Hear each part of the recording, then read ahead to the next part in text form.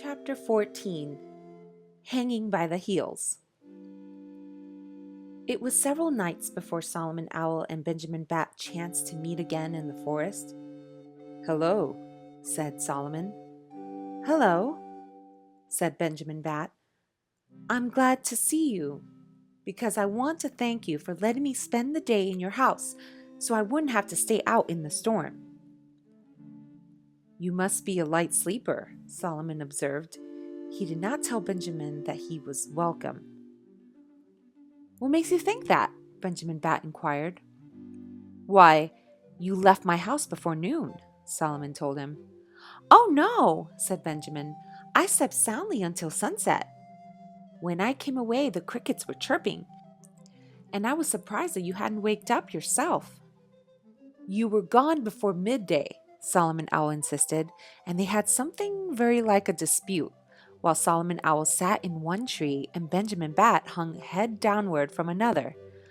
"I ought to know," said Solomon. "I was awake about noon, and I looked everywhere for you." "What for?" asked Benjamin. Naturally, Solomon didn't like to tell him that he had intended to eat him, so he looked wise and said nothing. "You didn't look on the ceiling, did you?" Benjamin Bat inquired. "No, indeed," Solomon Owl exclaimed. "Well, that's where I was, hanging by my feet," Benjamin Bat informed him. Solomon Owl certainly was surprised to hear that. "The idea!" he cried. "You're a queer one. I never once thought of looking on the ceiling for a luncheon."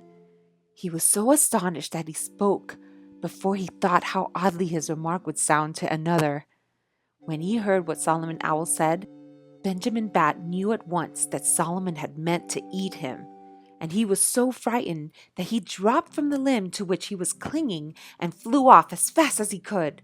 For once in his life he flew in a straight line with no zigzags at all. He was in such a hurry to get away from Solomon Owl, who, for all he knew, might still be very hungry. But Solomon Owl had caught so many mice that night that he didn't feel like chasing anybody. So he sat motionless in the tree, merely turning his head to watch Benjamin sailing away through the dusky woods. He noticed that Benjamin didn't dodge at all, except when there was a tree in his way, and he wondered what the reason was.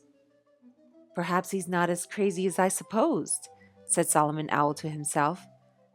And ever afterward, when he happened to awake and feel hungry, Solomon Owl used to look up at the ceiling above him and wish that Benjamin Bat was there. But Benjamin Bat never cared to have anything more to do with Solomon Owl. He said he had a good reason for avoiding him, and ever afterward he passed for a very brave person among his friends. They often pointed him out to strangers, saying, "There's Benjamin Bat! He doesn't know what fear is. Why, once he even spent a whole day asleep in Solomon Owl's house. And if you don't think that was a bold thing to do, then I guess you don't know Solomon Owl."